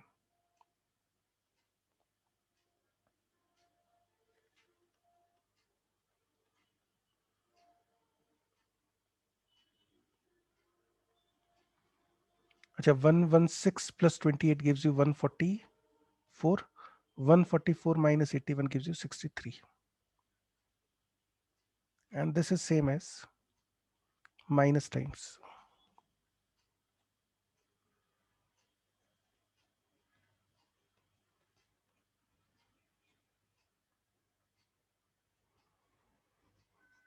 यहां से बच्चों देख के पता चल गया कि ये जो हाइपरबोला है आपके पास, इक्वेशन नंबर ए जो आई, this is clearly shifted vertical hyperbola, है ना। वर्टिकल हाइपरबोला है क्योंकि राइट साइड 1 बनाने पर एक्स स्क्वायर का क्वेश्चन नेगेटिव आ रहा है, वाई स्क्वायर का पॉजिटिव आ रहा है, तो ये शिफ्टेड वर्टिकल हाइपरबोला हो गया। इसके लिए तो स्टैंडर्ड तरीका होता है, हम x माइनस 3 को capital x shifting of origin का यूज करते हैं। So this equation now becomes minus x square upon 7 plus y square upon 9 equal to 1, जहां पे हम a स्क्वायर मानेंगे 9 को, b स्क्वायर मानेंगे 7 को, और सबसे पहला काम आप करेंगे एसेंट्रिसिटी निकाल लेंगे, which is root of 1 plus b square upon a square, which gives you 4/3। अब इसने जो चीजें पूछी वो कैलकुलेट कर लो जल्दी जल्दी। इसने आपसे पूछा find the coordinates of centre.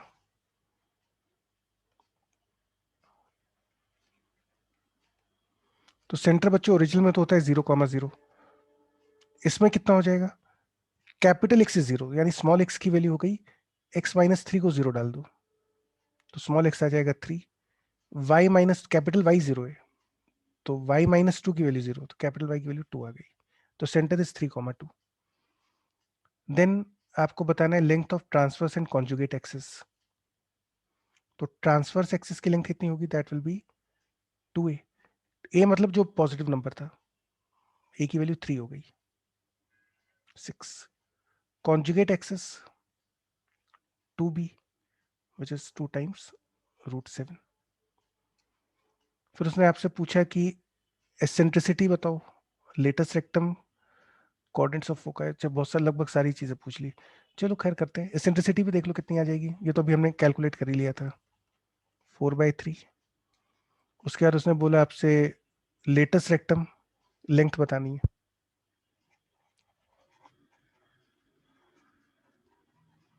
Length of latus rectum will be 2 times b square upon a which is 14/3, है ना। b स्क्वायर की वैल्यू कितनी हो गई 7 और a की वैल्यू 3।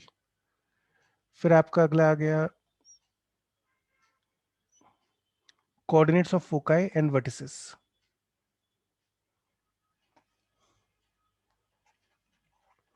फोकाई, अच्छा ओरिजिनल में होते थे प्लस माइनस ए कॉमा 0, चूंकि ये वर्टिकल हाइपरबोला है तो यहाँ पे हो जाएगा 0 कॉमा प्लस माइनस ए की वैल्यू आपको पता है 3 और एसेंट्रिसिटी की वैल्यू है 4/3, so that is actually same as 0 comma plus minus 4। लेकिन बच्चों ये वैल्यू कैपिटल एक्स वाई की है तो इसको स्मॉल एक्स वाई में कन्वर्ट करना होगा। इसका मतलब हुआ कैपिटल एक्स की वैल्यू तो फिक्स हो गई, अगर आप कैपिटल एक्स को 0 डालेंगे तो स्मॉल एक्स की वैल्यू तो 3 आ जाएगी। जब आप कैपिटल वाई की वैल्यू प्लस माइनस 4 डालेंगे तो स्मॉल वाई की वैल्यू देखो क्या क्या आ सकती है। यदि हम यहाँ पे +4 रख दें, if I put capital Y को to +4, small Y will be 6, और यदि आप बच्चों कैपिटल वाई को -4 डालेंगे तो स्मॉल वाई बिकम्स -2। तो ये दो इसके फोकाई हो गए। फिर उसने आपसे पूछा था वर्टिसेस।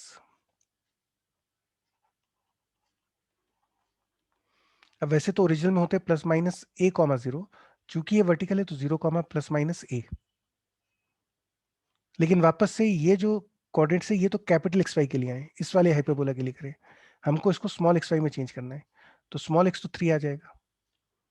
कैपिटल वाई की वैल्यू प्लस माइनस 3 है, अगर हम बच्चों प्लस वाई प्लस 3 ले लें, वाई की वैल्यू यदि +3 ले लें तो स्मॉल वाई आ जाएगा आपके पास 5, और यदि हमने इसको -3 ले लिया तो ये वैल्यू आ जाएगी -1। तो फोकाई हो गया, वर्टिसेस हो गया। फिर हमें चाहिए था शायद डायरेक्ट्रिसेस की इक्वेशन। ओरिजिनल में होता capital X is equal to plus minus a by e, चूंकि ये वर्टिकल है तो capital Y is equal to plus minus A upon e, therefore you get capital Y is equal to plus minus 9/4। अब capital Y मतलब हुआ y -2 is equal to plus minus 9/4, और यदि इसमें आप प्लस साइन ले लेंगे, अगर हम यहाँ +9/4 ले लें तो ये आ जाएगा 17/4, और यदि आपने माइनस साइन ले लिया तो ये आ जाएगा -1/4। तो ये दो इसके डायरेक्ट ट्रेसेस हो गए।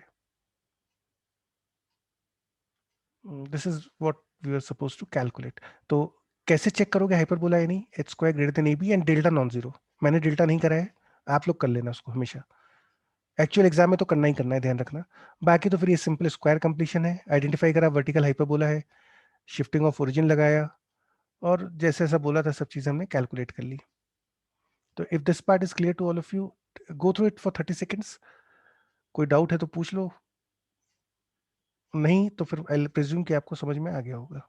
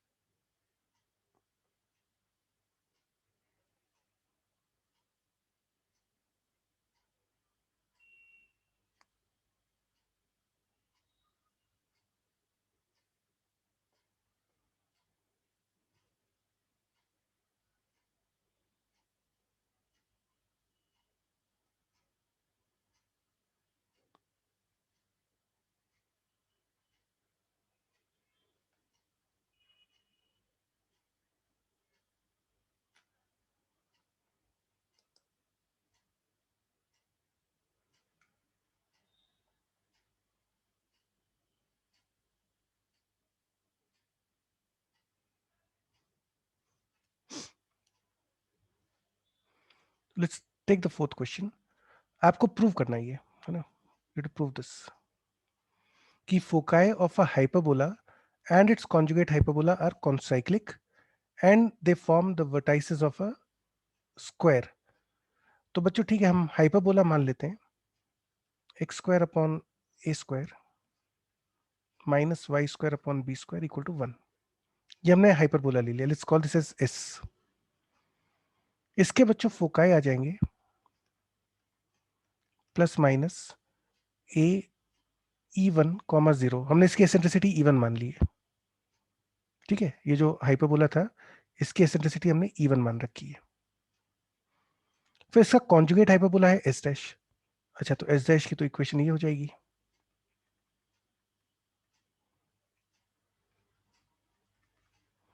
और इसके जो फोकाई आएंगे दे विल बी 0, ±BE2। ध्यान रखना वर्टिकल हो गया ये, है ना, तो एक्स वाई इंटरचेंज होगा, और ये जो क्वांटिटी ये a² होगी आपकी। तो ये बच्चों इसके फोकाई आ गए, इसकी एसेंट्रिसिटी है E2।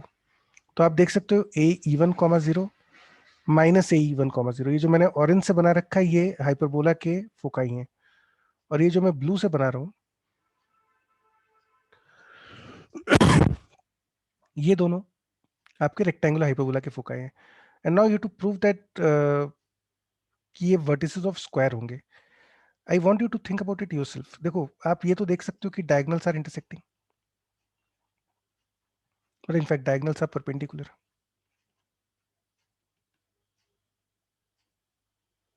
तो देयरफॉर ये जो फिगर बनेगा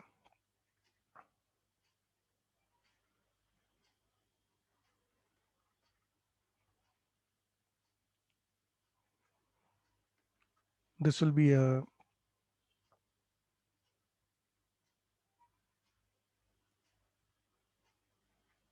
rhombus। rhombus क्यों मैं क्लेम कर रहा हूँ, क्योंकि आप देख सकते हो कि ये जो लेंथ होगी मॉडुलस ऑफ f1 f3, मतलब ये जो डिस्टेंस होगा f1 f3 that will be equal to a² e1² plus b² e2²। और यदि आप देखोगे distance f2 f3, so that will be a² e1² plus b² e2²। And again अगर आप f2 f4 देखेंगे तो that will be again equal to a² e1² plus b² e2²। इसी तरह से यदि हम F1 F4 देख रहे हैं तो आपको फिर से ये डिस्टेंस सेम मिल जाएगा, a square E1 square plus b square E2 square. So clearly the four sides are equal and diagonals are perpendicular, so therefore it has to be a square.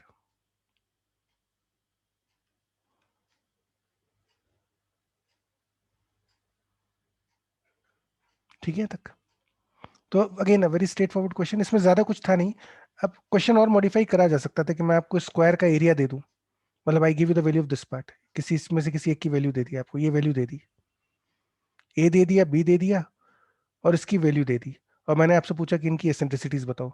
तो ध्यान रखना, एक रिलेशन तो आपको 1/E1 square plus 1/E2 square equal to 1 वाला जो relation है वो तो काम कर ही रहा होगा.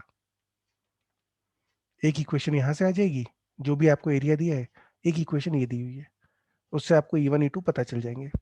तो the question can be modified further, but again this is फिलहाल जो दिया था उसके हिसाब से तो सिंपल सा क्वेश्चन है. अगर समझ में आ गया हो तो देख लो, कोई डाउट पूछना है तो पूछ लो. Take around 30 seconds.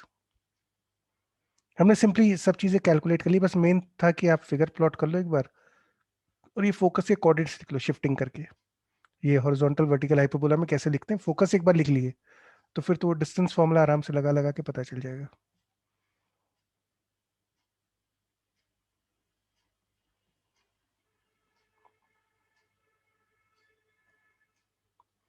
हाँ ये अच्छा क्वेश्चन है, देखो this is from Loni, question number 5. Loni का सवाल है ये.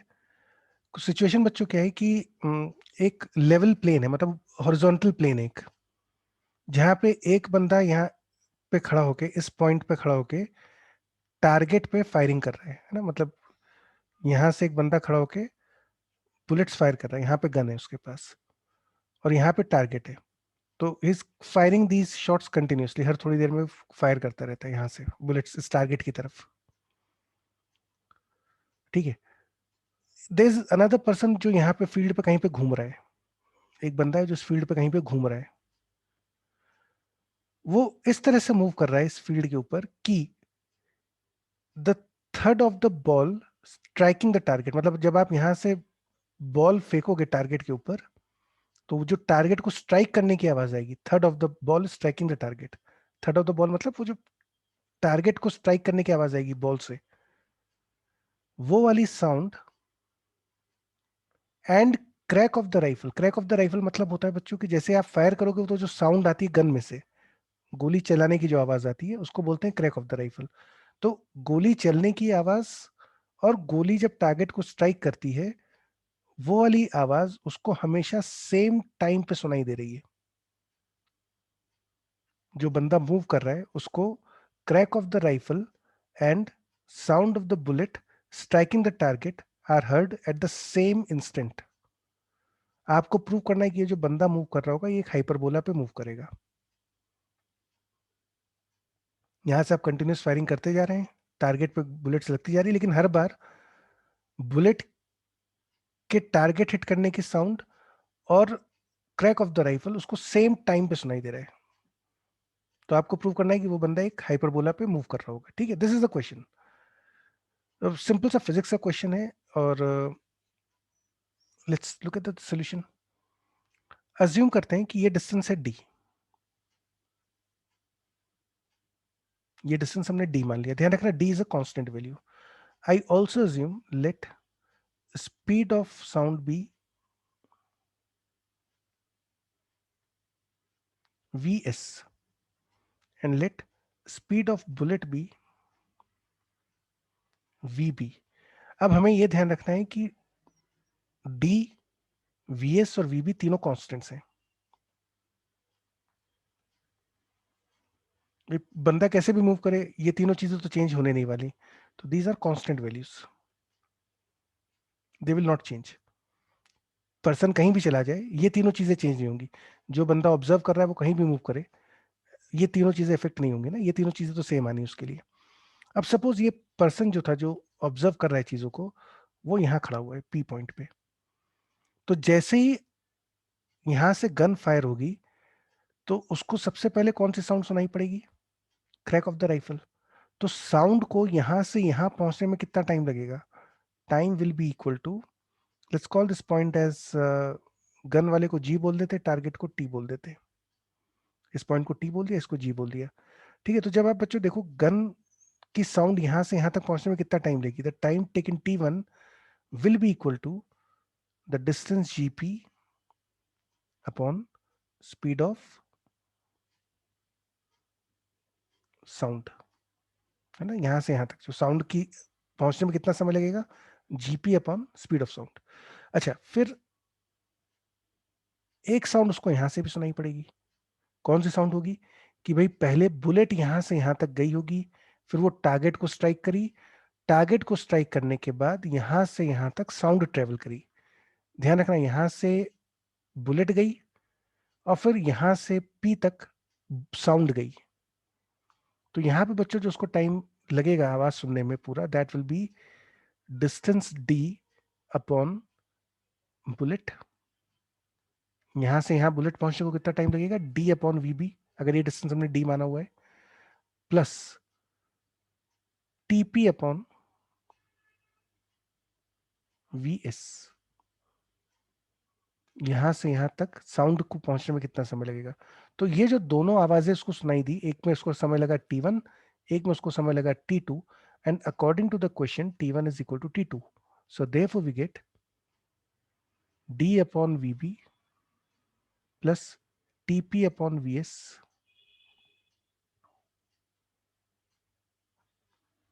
Is equal to gp upon vs। थोड़ा सा सिंप्लीफाई कर लेते हैं।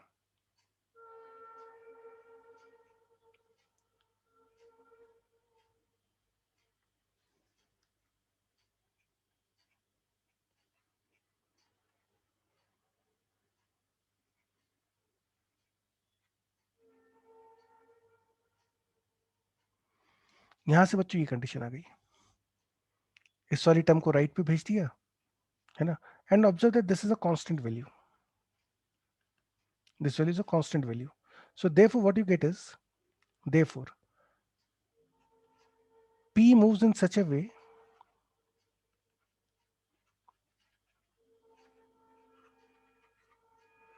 that the difference of its distances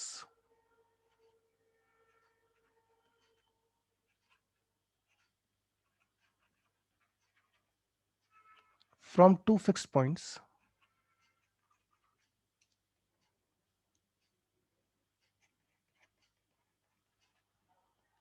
is constant। और ये तो अभी हमने थोड़ी देर पहले पढ़ा था कि किसी की भी हाइपरबोला में S P minus S dash P की वैल्यू हमेशा कांस्टेंट होती है।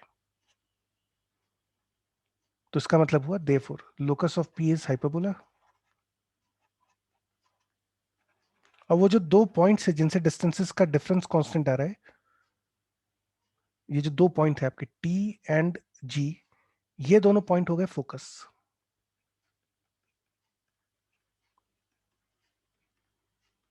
with foci at T and G, and transverse axis जो होगा that will be equal to Vs into D upon Vp। So if this question is clear to all of you, ये अच्छा question है थोड़ा सा, है ना। आराम से एक बार क्वेश्चन समझ लो। प्रॉब्लम सिर्फ ये है कि पॉइंट P पे sound of crack of the rifle की जो आवाज है और बुलेट जो टारगेट को स्ट्राइक कर रही है, वो दोनों सेम इंस्टेंट पे सुनाई देते हैं P पॉइंट पे।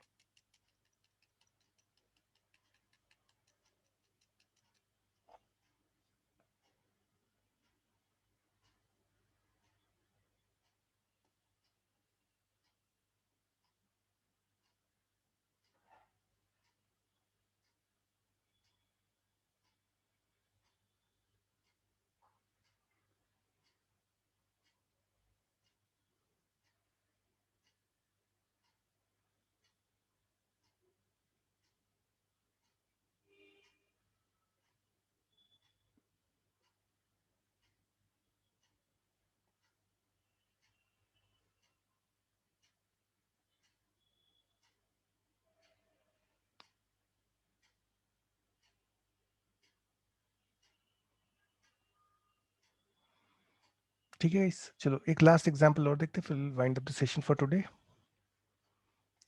This is example number 6.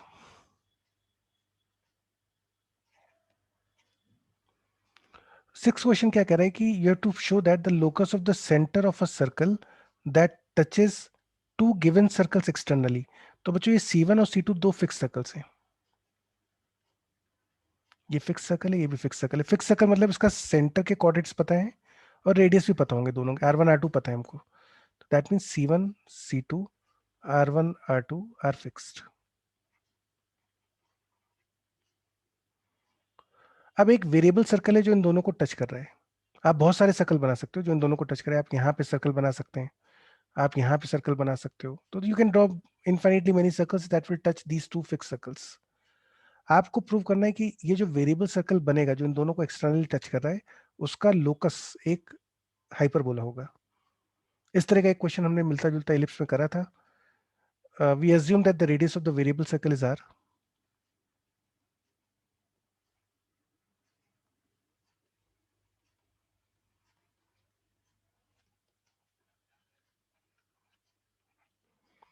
है ना, इसका वेरिएबल रेडियस r मान लेते हैं. एंड ऑब्जर्व दैट PC1 ये डिस्टेंस कितनी होगी, that will B r plus r1. P से लेके C1 तक की दूरी, that will B r plus r1. And what is the distance of P from C2? R plus R2. So therefore, what is the value of PC1 minus PC2? That will be same as R1 minus R2. And this is a constant value. मतलब यहाँ पे एक mod भी लगा दो चाहो तो, क्योंकि डिस्टेंसेस मतलब है ना नेगेटिव नहीं आ सकते. तो आप देखोगे ये वैल्यू कांस्टेंट आ गई. इसका मतलब क्या हुआ कि P पॉइंट इस तरह से मूव कर रहा है कि उसका C1 से और C2 से डिस्टेंसेस का डिफरेंस कांस्टेंट है. So therefore locus of P is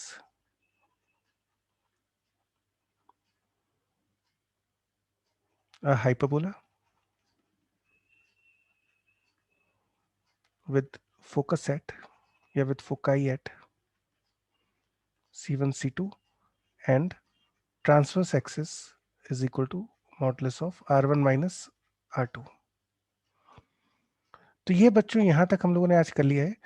next class में I take some warm up examples. तो यहाँ तक का पूरा आप अच्छे से पढ़ के आना एक बार. एंड होमवर्क इज, एक तो मैंने स्ट्रेट लाइंस की रिवीजन शीट अपलोड करी है. कॉम्प्लेक्स नंबर का काम अभी सब लोग का आया नहीं है मेरे पास, तो make sure you submitted by tomorrow. Straight lines की रिवीजन शीट मैंने अपलोड करी है. आपको ये टारगेट करना है फ्राइडे तक खत्म कर लें. Before the class revision sheet. 20 question है, ज्यादा नहीं है. क्वेश्चंस करना स्टार्ट करना पहले, फिर जहां पे आप अटको उससे रिलेटेड थ्योरी रिवाइज कर लेना. तो स्ट्रेट लाइंस की रिवीजन शीट आपको फ्राइडे तक टारगेट करके खत्म करनी है. प्लस एलिप्स में हमको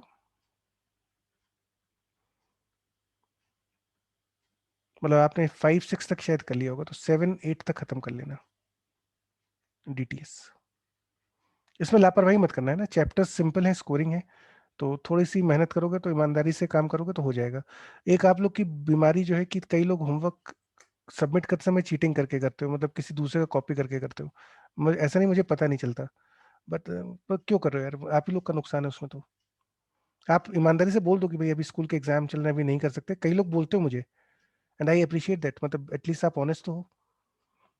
तो बता दो यार कि स्कूल में पेपर चल रहे हैं, अभी नहीं कर सकते, 4 दिन बाद कर देंगे, 5 दिन बाद कर देंगे. नहीं तो अननेसेसरी क्या हो रहा है, ऑनेस्ट नहीं होने से आपको दो नुकसान हो रहे हैं. एक तो आप झूठी तसल्ली पाल रहे हो कि आप काम कर रहे हो, और दूसरा आप जो काम कर रहे हो वो भी तो वेस्टेज ऑफ टाइम ही है. If you are copying down 10 pages, it is simply a wastage of time. मतलब मुझे तो बहुत बोरिंग लगता है कि आप किसी की कॉपी उठा के उसमें से सिर्फ उतारते जा रहे हो बगैर कुछ सोचे. तो बी ऑनेस्ट विद योरसेल्फ. काम नहीं कर पा रहे हो किसी रीजन से, जेन्युइन रीजन से, तो बता दो, है ना. तो थोड़ा ईमानदारी से काम करेंगे अपन तो आराम से निकल सकते हैं बच्चों. तो this is the homework for today. कोई डाउट किसी को पूछना है तो पूछ लो, और नोट्स मैं आपको व्हाट्सएप कर ही दूंगा, ये तो उस पर भेज दूंगा अभी ऐप के ऊपर.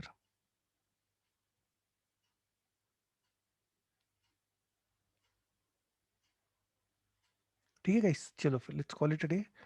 Take care and will meet on Wednesday.